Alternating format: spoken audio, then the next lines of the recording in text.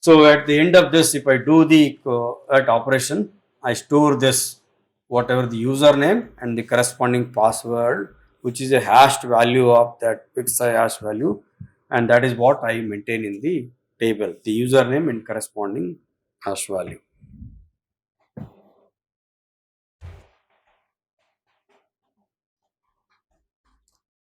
Okay. One of the issue with this value is, as we discussed in this case, if the user 1 and user 2 select the same password, let's say user 1's password is XYG and user 2's password is also XYG, and then when I pass this to function yep, it generates the same output, maybe 1, 2, 3, and when I pass this to this function, again this generates the same hash value 1, 2, 3. Now the file itself is looking like this. You have got the user 1 and user 2 and the corresponding, the first column is the, as usual, the username, and this is the hashed password of the one. So here you have got 1, 2, 3, and here also you have got 1, 2, 3. So this file is not encrypted, it is in the plain text format.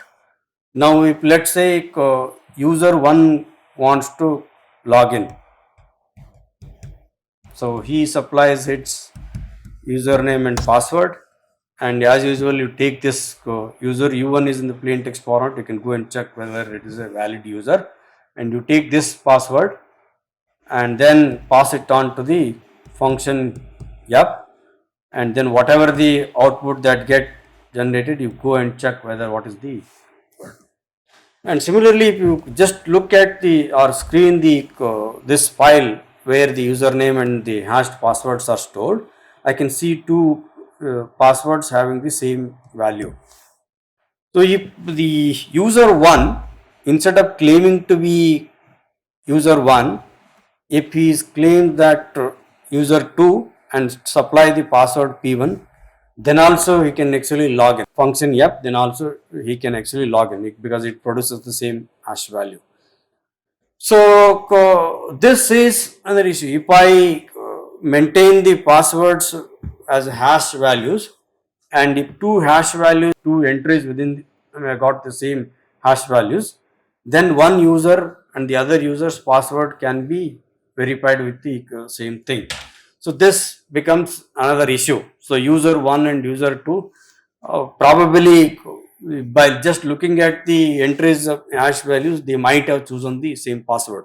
So although 1, 2, 3 not necessarily be generated by the same input, two different passwords can also generate the same password. But just by looking at the values itself, 2, 3 itself might give you some idea. So probably user u1 and u2 might have chosen the same password. How do I actually avoid such situation, giving hints to the users that two different users might have chosen the same password? So this is done with something, a mechanism called as the salting. So what exactly happens in the salting is, you don't hash the password as it is, you generate something called a salt. This is actually a random number.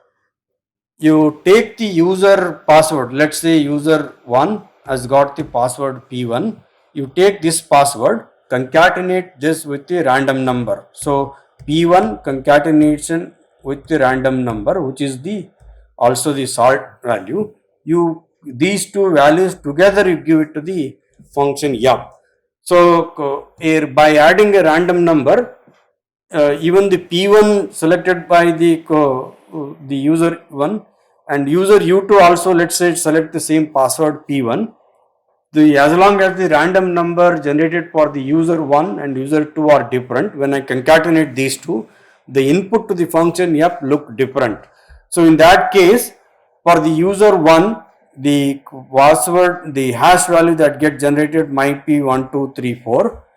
For the same password chosen for the user u2, and as long as this component is different, the function yep might generate the different value might be 9809. So these are two different hash values. By just adding this random number, you actually avoided that situation of two different users to having the passwords having the same hash values in the password file. So that is what the concept of the sorting. Now the question is, how do we actually generate this random number? Random number generate, there are a lot of good random number generation functions are there.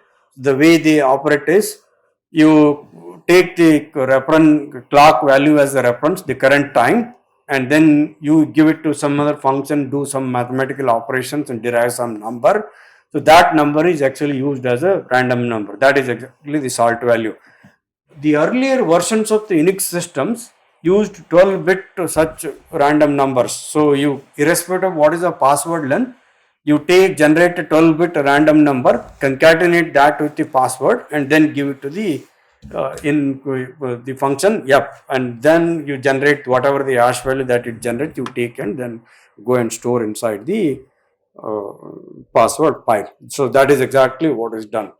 So by doing this, I repeat, by adding the salt value, what exactly happened is you avoided the situation of having the two different users having the same value, assuming the number of users are small and random numbers are generations are different for each user. So you will have two different users having the two different passwords. So thereby you actually avoid that situation of having same hash values for two different users. Now let's took a specific example of how exactly the Unix system or the Linux system manages the passwords. The at least the Unix system actually stores the password in a particular file called /etc/password. This is an earlier version of the Unix systems, and the hashed values are stored in this particular file. So it does it uses the sort values and also it does the hash value. The way this function actually works is, the following steps are used. You take the ASCII value, 8 character ASCII values, all password zeros, and then encrypt that with a key generated from the user password. Remember, user password is used as a key. That key is 56 bits in length, and the input is all zeros, which is of the 64 bits. And then you encrypt with the version of the DES. So this crypt function was used. Crypt function is an implementation of one of the popularly known encryption algorithm called as the DES. So you give this to as input to this script function, and whatever is the output that get generated after the 25 iterations is the hash value. Use that as a hash value. So let's maybe write here what is the function. The all zeros, 64 bits, all zeros. This is my one input. These are 64 bit. You take this as one component, and the function whatever hash function, here it is the crypt function, and the second component that is the key. The key k is generated from the user password. The way it is generated is, let's say again go back to the previous example. If this is the password, you convert every character, ASCII character, into binary number. So maybe 0 1 0 1 1 0 1 0 0 is corresponding to n, and then similarly for E also, this is your n. These are some hypothetical numbers, don't take that as 1 1 0 1 1 0 1 1, something like that. So similarly, whatever the numbers of the characters are there, so if the input password is of length more than n, you use the first 8 characters for generating this key. So you ignore the first bit or the most significant bit within this binary sequence and take the remaining 7 bits from each of the characters. So if the password is more than 8 characters length, then you truncate it, you use only the first 8 characters and take the 7 bits from each of the character, concatenate it, that will give you at the end of this.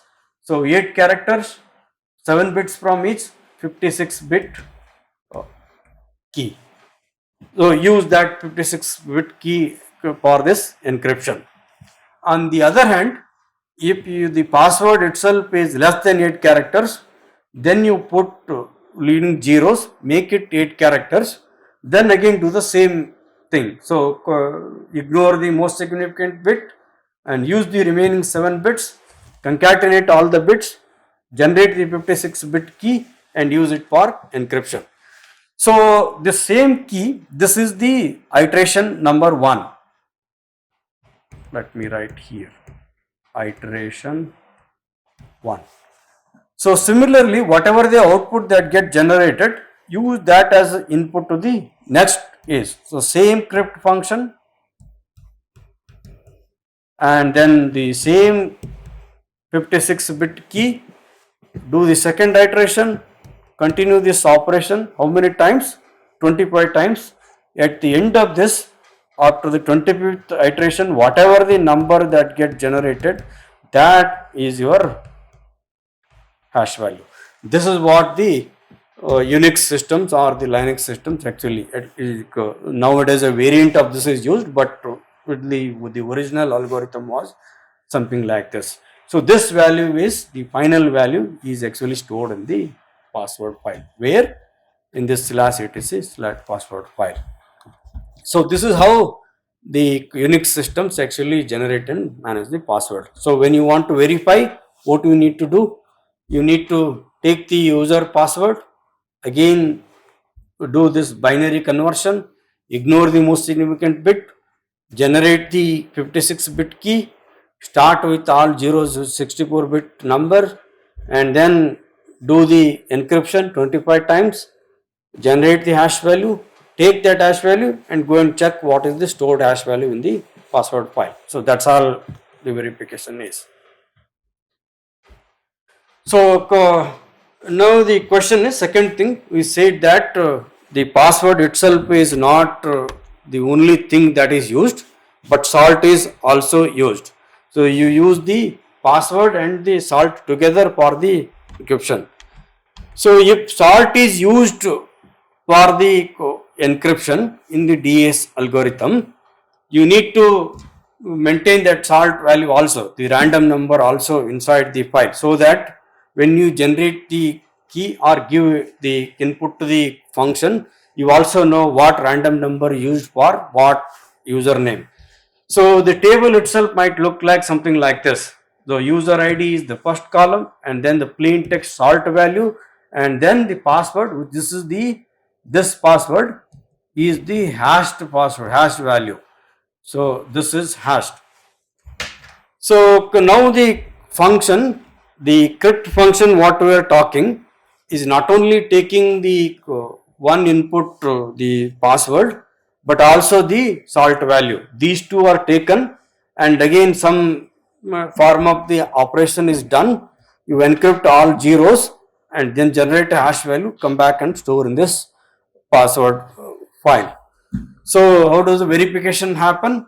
Again, you go and check when the user tries to log in, you take the input password and go to this file, check what is the plain text salt value, take that salt value and the user password together, you give input to this function.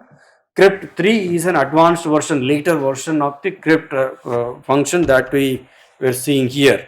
So there were different versions. Original was crypt and then the version number 1 and 2 and then 3. This is the third version of the crypt, which takes these two values, which is the salt and the password as input. Some operation is done inside and then a hash value is generated.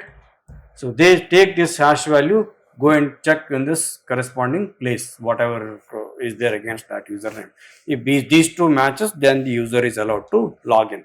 This is what the operation happens inside the Unix or the Linux systems.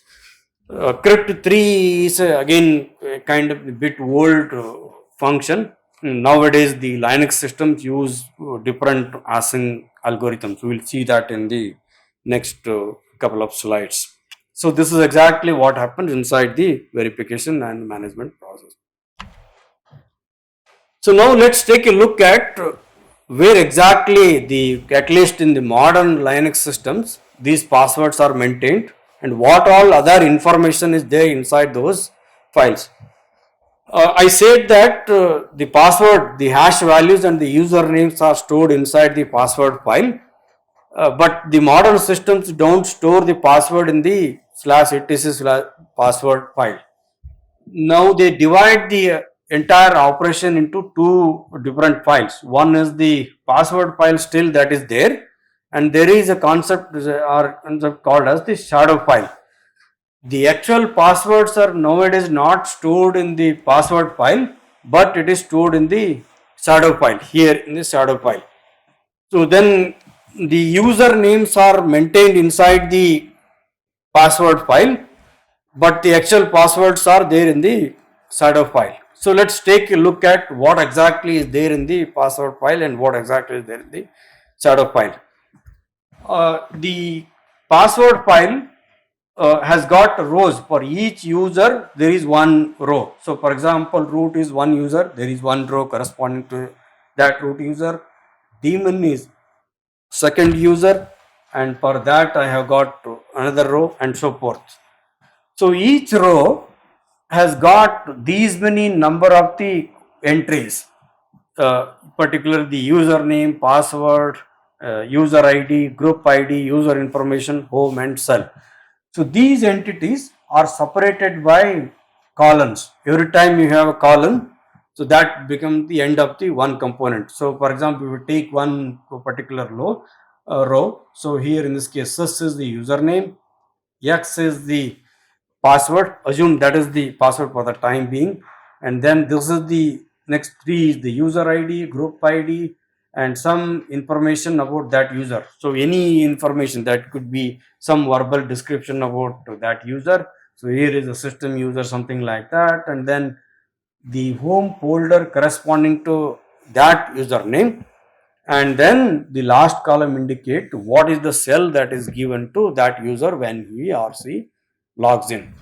So for example, if you see look at the root, then this /bin/bash, the bash is the cell that is given to the root user, and some of the usernames have got no login written at the end. No login means that user cannot log in using that username. For example, sys cannot be used to log in. There is no cell that is given to the sys user. These are all system users. Normally the system users which the operating system uses to manage different operations, such users are not for login. But for there are other users, if let's say some username somebody XYZ is there, that XYZ can be used to log into the system. So that differentiation is there. Whenever there is user is allowed to log in, then there is a cell corresponding to that, and when the no login is written, that user is not allowed to log in. Now let's come back to the case. I said that the password itself is nowadays not maintained in the password file, and the indication that the password itself is not in this particular file is denoted with the letter this X, whatever in all the places you see the letter X. So X means that the password, actual password itself is not in this password file. Historically it was in the same place, in this place, but now it is in the shadow file. So it indicates that the actual password in the shadow file.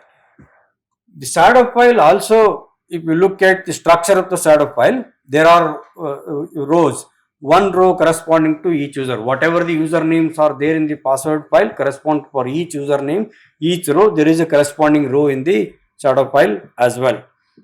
Every row is again divided into the multiple pieces, and each component of the O is again separated by the column, and the details of what all these different columns indicate are here. So the first column is the username, the second column is the one which is actually having the actual encrypted password. Encrypted password means the hashed password of the user, and then the remaining some of there are times, elapsed time. So when was the last time the user has actually changed the password, and what is the validity of this password, when the due date, when the password is actually due to be changed. If before the change, if we want to warn the user, let's say password expires after 1 week, 1 week before that you tell the user that your password expires, that is called warning date. So you set some timer when the password expires, before that you give the warning, and then there is a expiry date to that particular password that is there, and then if the password has expired, since when that user account, that password has expired, that is a disabled time. So all these timers are there inside these rows, so you can use this, and the last column is actually used left open for future cases. So out of these timers are, I think, self-explanatory. The two things which are of interest to us is this two things. One is the username and the encrypted password. So if you look at diagram, the user one, the last user here, the second column, whatever is here between this to this is the place where the actual password of the user one, the hash password of the user one is stored. So this password and hashed password is again divided into three components. Each one is separated by this dollar symbol. So in between whatever this dollar symbol, this dollar symbol is one component. The second component between this dollar symbol to this one, and then the third component from here to here. So this is the thing. So the interpretation goes like this. The first part is an index to the kind of the hashing algorithm that is used. So meaning, if the number here is 1, that means that the hashing algorithm that is used is MD5, and that generates the 22 character length of the hash value. So here in this example case, the number is 6, that indicates that the hashing algorithm that is used to hash the password is SA 512. This is the 512 bit hashing algorithm that generates the 86 character length hash value. So just to save some space and for easy reference, I have not put all the 86 characters here, but a number, alphanumeric number, which is looking similar here. This is the actual the hash value of the password. And the second component indicate that the random number that we are referring to, the plain text salt value corresponding to that user is actually stored, is the second component here. So this is how exactly the passwords are maintained. I repeat, the first value is the index to the algorithm, second component is the actual plain text hash value, and the third component is the actual hash value corresponding to that password of that user. Okay, so that is how the Unix systems actually or Linux systems actually manage the password. We can actually take a demo of that one by logging into a Linux system. I'm here at this last etc directory, and let's open the password file. So this is the file name. So once I hit enter, this file is opened. So you can see there are large number of the users, and then one row for every user, and there was whatever the elements that we discussed in the previous slide. So all those things are actually there: the username, the password, the UID, GID, some description about the user, and then the home folder of that user, and then the shell that is given to that user.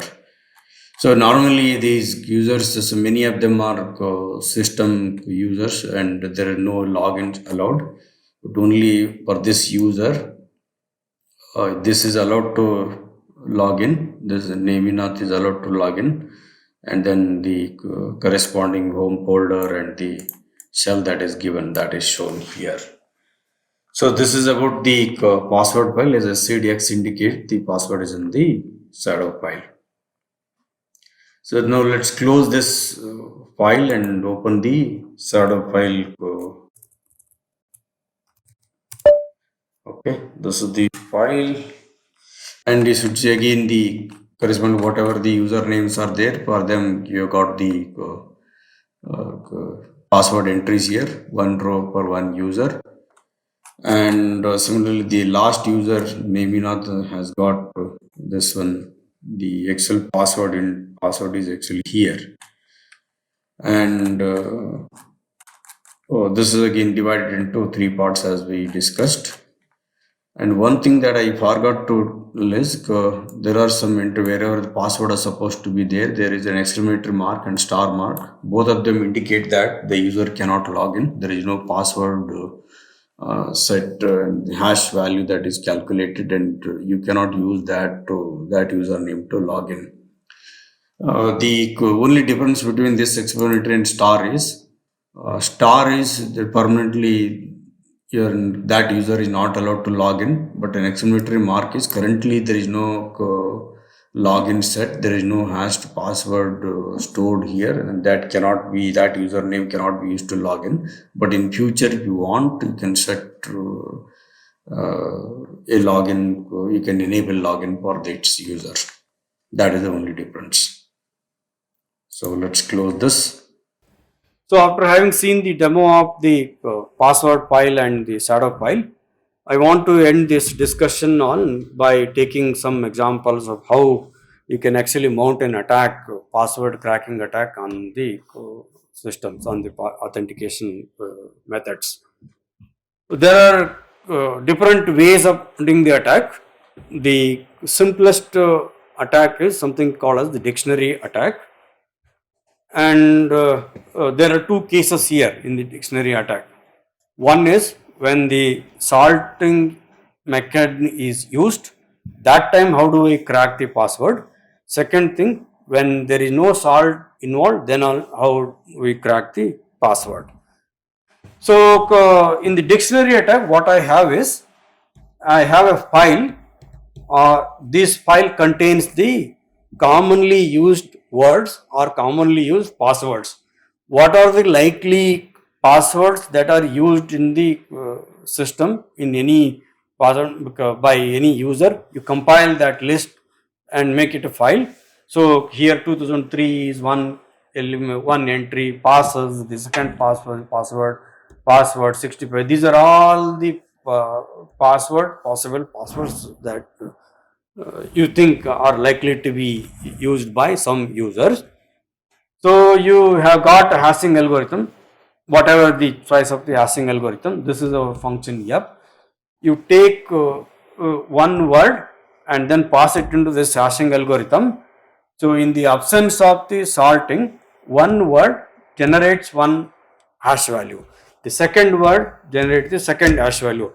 So like this, you can compute the hash values corresponding to every entry in the dictionary file, and you take this pre-computed hash values, then go and check if you get access to this password file, whether any of these pre-computed hash values match with any of the hash values stored inside this file, password file or the shadow file, whatever you want to call it. So this is hypothetical. So if let's say user 1 has got the hash value A9Y U0, and this is the one which is actually matching this hash value, you go back and check what was the keyword that was used to generate this hash value. That is the password of the user 1. So I repeat, what you have is a pre-computed set of the hash values. You take these pre-computed hash values and then go and try to match with on one-on-one basis for the password file. So if any of the hash values of these pre-computed hash values match with there, then you go back and check what is the word that is used to generate that password, and that becomes the password. You have cracked the password. This is the case when sorting is not used, when random number is not used as an input to the hashing algorithm.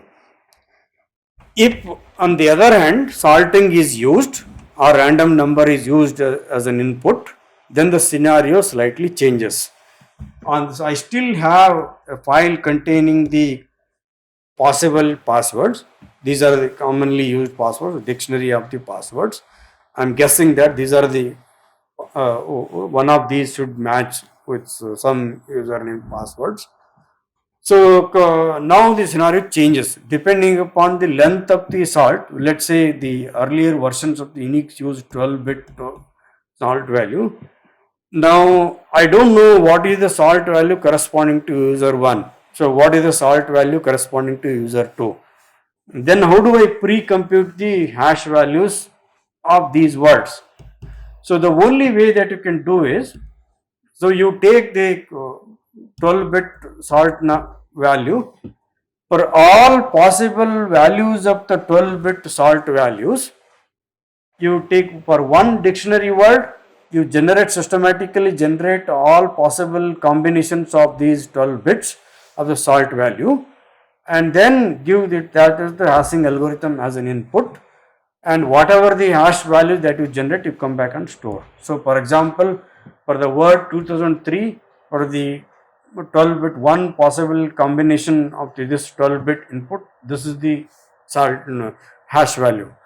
And for the different combinations of these 12 bits, and for the same word 2003, we will might have a different hash value. So like this, if I guess what is the length of the salt value or the random number value, how many bits are there, 2 to the power of those many combinations. So 12 bit, the possible combination is 2 to the power of 12. For those many combinations, for one word, those many hash values are there in this pre-computed values. You can think of now. So larger the random number size or the salt value size, larger the number of the entries for every word in the dictionary, 2 to the power of those many number of the different hash values are there in this file. This file would be much larger now. Now how do I do the verification? Again, take this pre-computed hash values and go and check in the last column here if any of these hash values in this column actually match with the pre-computed hash values here in this file. Then you know what is the salt value that is used, and then if that salt value matches with the salt value that is here, and then corresponding to that, what is the password, that the word that was used to generate this hash values. These two combinations together will now define the how the password is actually matched. Now you have cracked the password. You take the salt values here from this column, and then the hash value from this one, you match it, and then you go back and check what is the word that is used. So that is how the passwords are checked. This is the dictionary attack. The second way of attacking the authentication based system is using something called as the brute force method. So in this case, only the difference between this and the previous case is, in the previous case we had the dictionary of probable passwords. In the brute force case, I am not generating the I am not taking the input from one particular dictionary or file, but I am systematically generating them. So I start with one letter combinations first, one digit combinations, and then two letter combinations, two digit combinations, one letter, one digit combinations, and so forth. So here in this case, all zeros to from all nines to G, all these are all possible combinations of the letters and digits. So you take these as input, and then again supply that input to the hashing algorithm and generate the hash values. Again, if it is not salted, then you don't have to use every word that is generated here will result into one entry in the pre-computed hash value file. So if it is sorted, then you will have that scenario for every possible combination of the digit of the sort value. You will have one possible hash value for the one word here in this case. So same thing happens. The only difference is with respect to the previous one is here the passwords are not taken from the file itself, but they are generated systematically. Again, as you say, if you use the sort value, then for one possible combination, one value, possible value of the sort value, you will generate one hash value. For one word in the brute force trial, you will have 2 to the power of those many number, whatever, the 12 bit, or if you use 24 bit sort value, 2 to the power of 24 combinations. Those many number of the pre-computed hash values are there. And again, you comparison would be same thing. So you compare both the sort values and the corresponding passwords together. If there is a match, then you crack the password. So these are the two popularly used password cracking methods. Of course, there are other more sophisticated methods like rainbow tables and all. So I will not go into the discussion of that. With this mechanism of how the uh, memory management is done by the operating system, and how the user accounts and passwords are managed within the operating system. Let's end this discussion here. Thank you for joining.